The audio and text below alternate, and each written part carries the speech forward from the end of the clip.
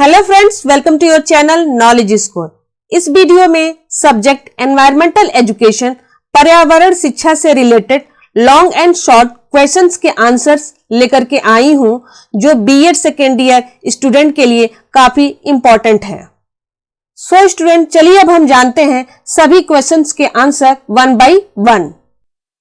Subject environmental education पर्यावरण शिक्षा से related 10 important question with answer है। Question number 1, what do you understand by natural resources? प्राकृतिक संसाधनों से आप क्या समझते हैं? प्राकृतिक संसाधन वे संसाधन होते हैं जो प्रकृति द्वारा उपलब्ध कराए जाते हैं। ये संसाधन पृथ्वी पर जीवन को संभव और आसान बनाते हैं। पृथ्वी पर प्राकृतिक संसाधन जैसे सूरज की रोशनी, हवा और पानी के बिना जीना हमारे लिए असंभव है।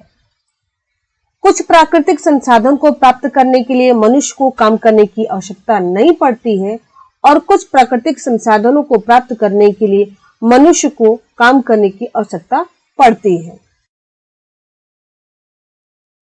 Natural resources are those resources which are provided by nature. These resources make life on earth possible and easy. It is impossible for us to live on earth without natural resources like sunlight, air and water. Human beings do not need to work to achieve them. Question number 2, write brief note on environmental hazard. पर्यावरणीय संकट पर संक्षिप्त टिप्पणी लिखिए। पर्यावरणीय संकट ऐसे भूभौतिक घटनाक्रम है जो बड़े स्तर पर आर्थिक परिसंपत्तियों के विनाश, भौतिक क्षति एवं मानव जीवन के लिए खतरे का कारण बन सकते हैं। इन घटनाओं का प्रभाव भी समय समय पर अलग अलग होता है। उदाहरण के लिए सघन जनसंख्या वाले क्षेत्रों में विनाश ज्यादा होता है विरल जनसंख्या वाले क्षेत्रों की तुलना से। पर्यावरणीय संकट जैसे भूकंप, ज्वालामुखी उद्गार, बाढ़, सूखा और चक्रवात शामिल है। पर्यावरणीय संकट की प्रमुख विशेषताएं इस तरह से हैं। ये प्रत्यक्ष रूप से मानव जनित नहीं होते हैं। ये मानव पर प्रत्यक्ष प्रभाव डालते हैं। ये प्राय ऊर्जा की प्रचंड निर्मुक्त से संबंध होते हैं, भविष्यवाणियों से परे होते हैं। कोई भी पर्यावरणीय संकट, भूकंप, बाढ़, सूखा आदि आता है तो यह मानव के लिए हितकर नहीं होता है। यह मानव के लिए काफी नुकसानदायक ही होता है और इनके बारे में हम भविष्यवाणी नहीं कर सकते हैं। Environmental hazards are geophysical events that can cause large scale destruction of economic assets, physical damage and threats to human life. Some silent features of environmental hazard. It's not directly anthropogenic. They have a direct impact on humans. They are often associated with the tremendous release of energy. These go beyond prediction. Now question number 3. Explain the meaning of pollution. Describe in brief the type of pollution. प्रदूषण का अर्थ स्पष्ट कीजिए। प्रदूषण के विभिन्न प्रकारों का संक्षेप में वर्णन कीजिए। प्रदूषण वातावरण के भौतिक, रासायनिक व जैविक गुणों के ऊपर जो हानिकारक प्रभाव पड़ता है वह प्रदूषण कहलाता है। या आप इसको इस तरह से भी कह सकते हैं, पर्यावरण की प्राकृतिक संरचना एवं संतुलन में उत्पन्न अवांछनीय परिवर्तन को प्रदूषण कहा जाता है। प्रदूषक क्या होते हैं? पर्यावरण में मिलने वाले हानिकारक पदार्थ जो पर्यावरण को प्रदूषित बनाते हैं वे प्रदूषक कहलाते हैं तथा इस समस्या को प्रदूषण कहते हैं। ये निम्न प्रकार के हैं: वायु प्रदूषण, जल प्रदूषण, मृदा प्रदूषण, ध्वनि प्रदूषण, रेडियो एक्टिव प्रदूषण, ऊष्मीय प्रदूषण। इन सभी प्रदूषणों को हम वन बाय वन ब्रीफ में जानेंगे। Here, pollution is the harmful effect that has on the physical, chemical, biological properties of the environment. In the other word, pollution can be called undesirable changes in the natural composition and balance of the environment. Now pollutants. The harmful substance found in the environment which make the environment polluted are called pollutants, and this problem is called pollution. Following are the type of pollution: air pollution, water pollution, soil pollution, noise pollution, radioactive pollution and thermal pollution. Now we know one by one all these pollutions. Here वायु प्रदूषण, जिसे हम air pollution भी कहते हैं, जीवाश्म ईंधन, कोयला, लकड़ी, खनिज तेल, पेट्रोल, कल कारखाने तथा वाहनों का धुआं वायु प्रदूषण पैदा करता है। Fossil fuel, coal, wood, mineral oil, petrol, smoke from factories and vehicles cause air pollution. जल प्रदूषण, जल में विभिन्न प्रकार के हानिकारक पदार्थों के मिलने से जल प्रदूषण होता है। थर्ड, मृदा प्रदूषण, मिट्टी में हानिकारक विषैले पदार्थों के एकत्रित होने को मृदा प्रदूषण कहते हैं। ध्वनि प्रदूषण, वाहनों, मशीनों, जनरेटरों, वाद्य यंत्रों इत्यादि के शोर से ध्वनि प्रदूषण होता है। ध्वनि प्रदूषण से बहरापन, पागलपन, चिड़चिड़ापन आदि लक्षण पैदा हो सकते हैं। Here point 2, water pollution. Water pollution occurs due to the mixing of various type of harmful substances in the water. Soil pollution. The accumulation of harmful toxic substances in the soil is called soil pollution. Noise pollution. Noise pollution is caused by the noise of vehicle, machine, generator, musical instrument, etc. Noise pollution causes symptoms like deafness, insanity, irritability, etc. Now here point number 5, radioactive प्रदूषण क्या होता है? Radioactive पदार्थों के प्रयोग से radioactive किरणों का विकिरण होता है। अणु बम, परमाणु बम इत्यादि के विस्फोट से भी हानिकारक रेडियोएक्टिव किरणें पैदा होती हैं, जिनके कारण वातावरण प्रदूषित हो जाता है। Radioactive pollution. Radioactive rays are irradiated by the use of radioactive materials. Explosion of atoms, bombs, atomic bomb, etc. also produce harmful radioactive rays. Now point number 6, ऊष्मीय प्रदूषण, जिसे हम थर्मल पोल्यूशन बोलते हैं। ऊष्मीय प्रदूषण किसी भी प्रक्रिया द्वारा पानी की गुणवत्ता में गिरावट है, जो परिवेश के पानी के तापमान को बदलता है। Thermal pollution is the degradation of water quality by any process that change the ambient water of temperature. Now question number 4. What do you understand by environmental conservation? पर्यावरण संरक्षण से आप क्या समझते हैं? पर्यावरण अर्थात जिस वातावरण में हम रहते हैं, उसे हम पर्यावरण कहते हैं। हमारे आसपास मौजूद हर एक चीज, जीव जंतु, पक्षी, पेड़ पौधे, व्यक्ति इत्यादि सभी से मिलकर पर्यावरण की रचना होती है। पर्यावरण ने मानव को अनंत काल से संसाधन प्रदान किए हैं। पर्यावरण ही पृथ्वी पर जीवन का आधार है। फिर भी ये अफसोस की बात है कि लोग आज भी इसके महत्व को समझ नहीं पा रहे हैं और इससे नुकसान पहुंचाते जा रहे हैं। वास्तव में प्रकृति का संरक्षण ही प्रकृति की पूजा है। पर्यावरण को सुरक्षित रखना उतना ही जरूरी है जितना हम अपने आप को रखते हैं।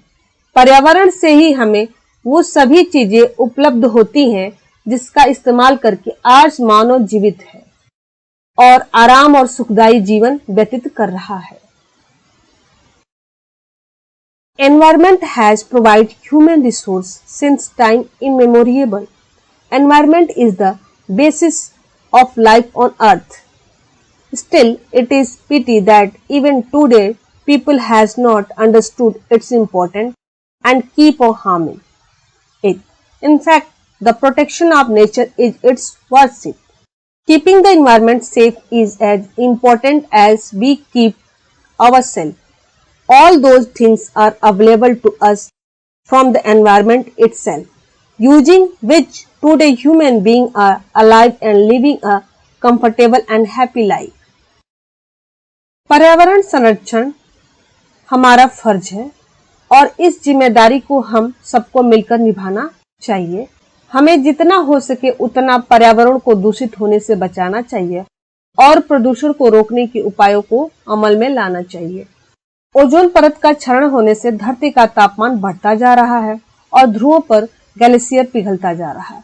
अतः पर्यावरण संरक्षण हमारे नैतिक जिम्मेदारी बन जाती है। Environment protection is our duty and we will should fulfill this responsibility together. We should protect the environment and take measures to prevent pollution. Earth's temperature is increasing due to the depletion of the ozone layer and the glacier at the poles are melting.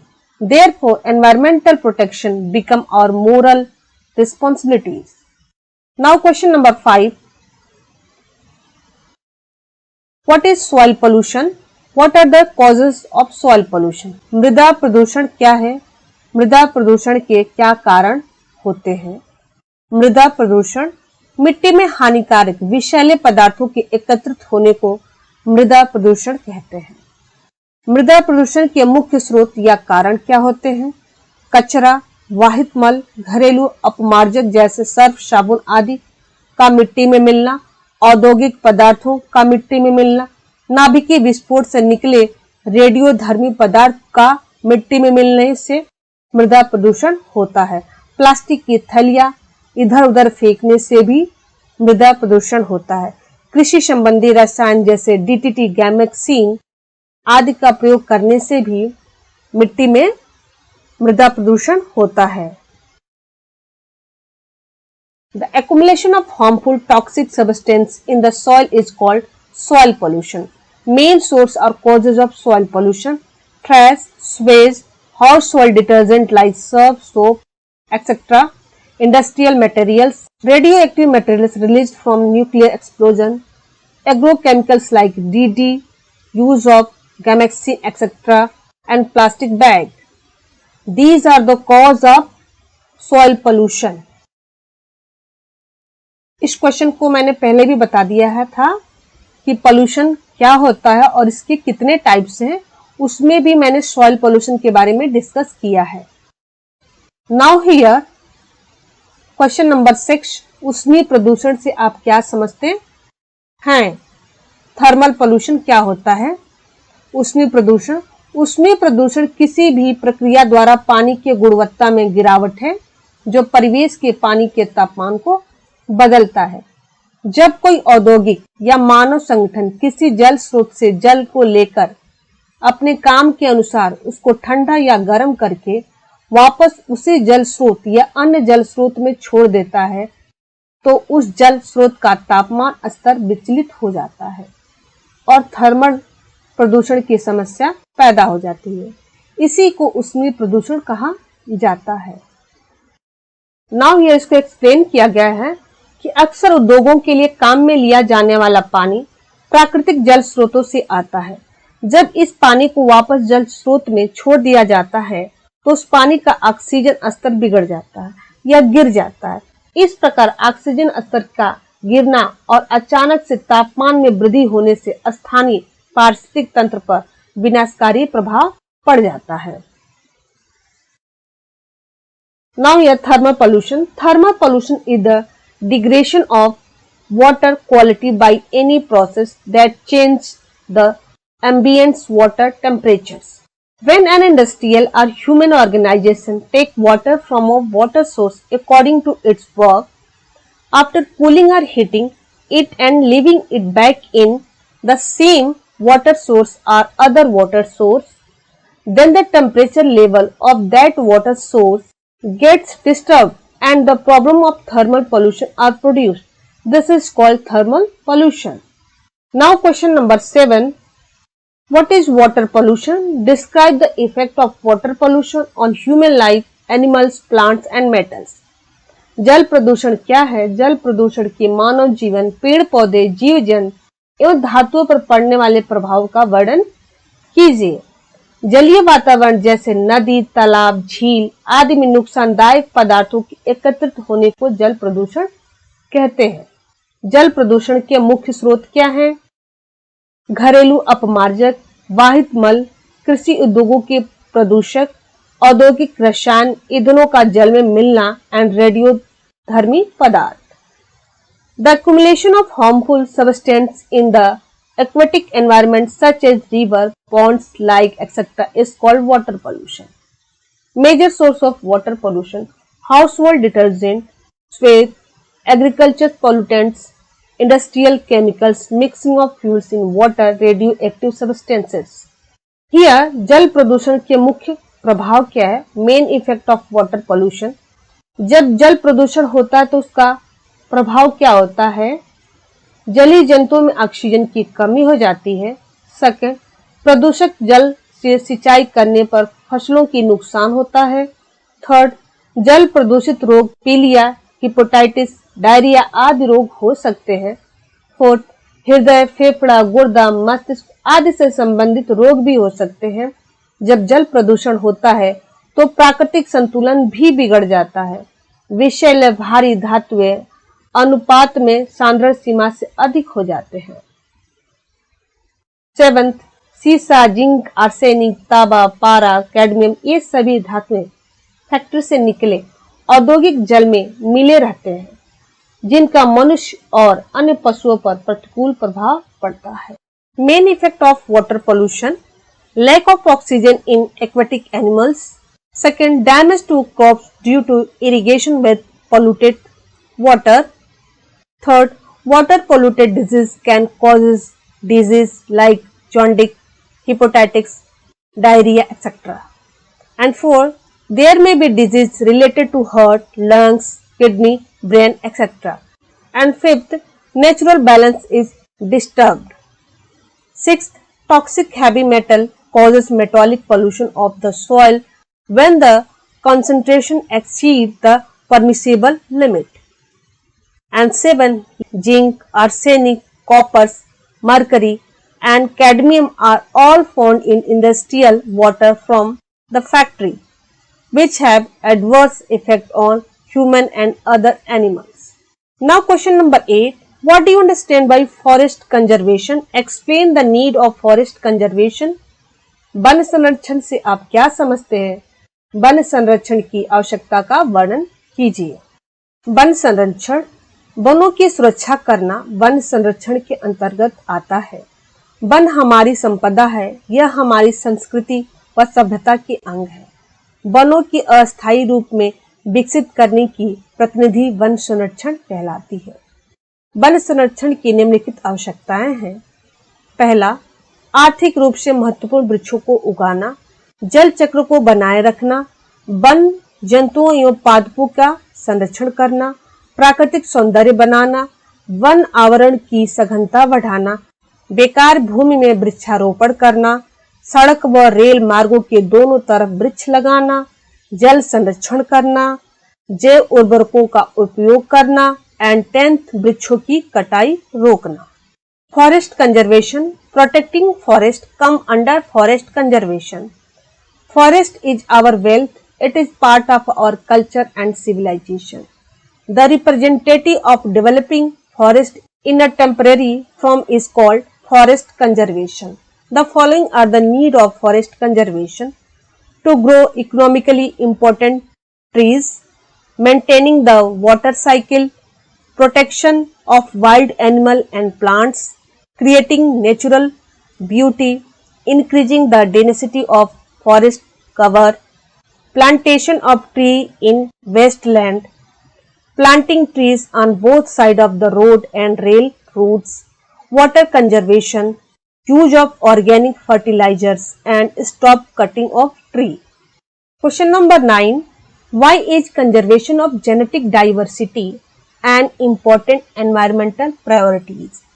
आनुवंशिक विविधता का संरक्षण एक महत्वपूर्ण पर्यावरणीय प्राथमिकता क्यों है? इस पे आपको शॉर्ट नोट लिखना है। आंसर: जीवन निर्माण के लिए जीन एक मूलभूत इकाई है। किसी प्रजाति में जीन की विविधता ही आनुवंशिक जैव विविधता है। मानव आनुवंशिक रूप से होमो सेपियंस प्रजाति से संबंधित है, जिसमें कद, रंग और अलग दिखावट जैसे शारीरिक लक्षणों में काफी भिन्नता है। इसका कारण आनुवंशिक विविधता है। विभिन्न प्रजातियों के विकास व फलने फूलने के लिए आनुवंशिक विविधता अत्यधिक अनिवार्य है। जीवाणु से लेकर उच्चतर पौधे एवं जंतुओं तक प्रत्येक स्पीसीज आनुवंशिक विभिन्नता के विशाल भंडार को संचित करती है। यदि किसी प्रजाति में अधिक आनुवंशिक विभिन्नताएं हैं तो यह परिवर्तनशील पर्यावरण में सही ढंग से अनुकूल कर सकती है।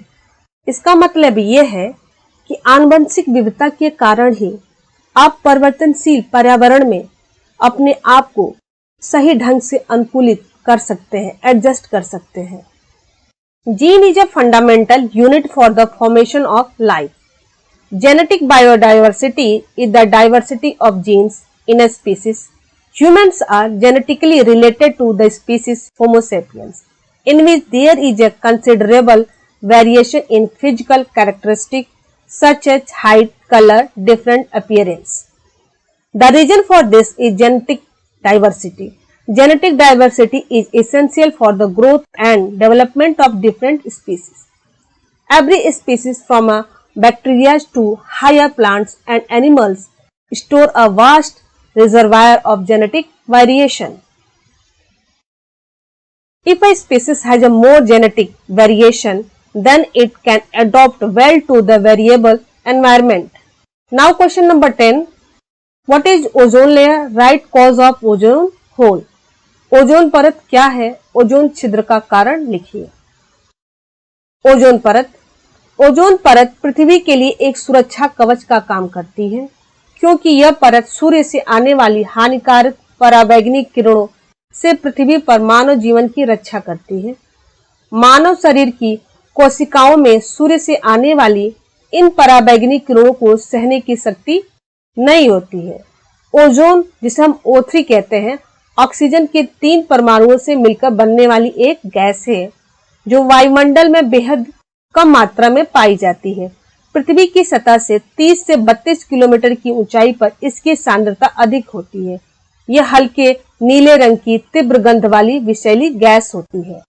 Ozone layer. The ozone layer act as a protecting shield for earth, as this layer protects human life on earth from harmful ultraviolet rays coming from the sun. The cells of the human body do not have the strength to tolerate these ultraviolet rays coming from the sun. Ozone O3 is a gas consisting of 3 atoms of oxygen, which is found in very small quantities in the atmosphere. It is a poisonous gas with a strong odor of light blue color. Ozone छिद्र का कारण क्या है? Ozone परत में होने वाले क्षरण का कारण मनुष्य खुद है, जिसके क्रियाकलापों से जीव जगत की रक्षा करने वाली इस ओजोन परत को नुकसान पहुंच रहा है। मानवीय क्रियाकलापों ने वायुमंडल में कुछ ऐसी गैसों की मात्रा को बढ़ा दिया है जो पृथ्वी पर जीवन की रक्षा करने वाली ओजोन परत को नष्ट कर रही है। Cause of ozone holes. Man himself is the cause of the depletion of the ozone layer, whose activities are harming this layer that protects the life world. Human activities have increased the amount of certain gases in the atmosphere that are destroying the ozone layer that protects life on earth. Ozone परत का whole होने का मुख्य कारण aerosol है, CFC है, जिसकी वजह से ओजोन का विघटन हो जाता है। और इस CFC गैस को मानव ने ही निर्मित किया है, क्योंकि मानव ने रेफ्रिजरेटर तथा वातानुकूलित यंत्रों में शीतकारक के रूप में CFC को यूज किया है। साथ ही इसका प्रयोग कंप्यूटर, फोन में प्रयुक्त इलेक्ट्रॉनिक सर्किट बोर्ड्स को साफ करने में भी CFC का यूज किया जाता है, जिसकी वजह से ओजोन परत छिद्र हो रहा है। और सेकेंड है हेलोन्स गैस। इसकी वजह से भी ओजोन परत में छिद्र हो रहा है। यह CFC से भी ज्यादा खतरनाक है। And point number 3, carbon tetrachloride. Carbon tetrachloride सफाई करने में प्रयुक्त होने वाले विलेय के रूप में पाया जाता है। यह मोस्टली उपभोक्ता उत्पादकों में उत्प्रेरक के रूप में यूज किया जाता है। तो यहाँ पर पॉइंट्स देख लिए, CFC गैस हो गया, हेलोन्स हो गया और कार्बन टेट्राक्लोराइड। ये तीनों गैसों की वजह से ओजोन लेयर वीक हो रहा है, जिसकी वजह से ओजोन होल्स बन रहे हैं। और भी बहुत सारे रीजंस है जिनकी वजह से ओजोन लेयर वीक होता जा रहा है और ओजोन होल्स बनते जा रहे हैं, लेकिन ये मेन 3 पॉइंट्स है जिनकी वजह से ओजोन होल बनते हैं। ये तीनों ही गैस है मैन मेड है, मानव निर्मित है। सो फ्रेंड्स, इस तरीके से मैंने एनवायरमेंटल एजुकेशन से रिलेटेड क्वेश्चंस के आंसर दिए जो बीएड सेकेंड ईयर स्टूडेंट के एग्जामिनेशन पर्पस के ये काफी इंपॉर्टेंट है।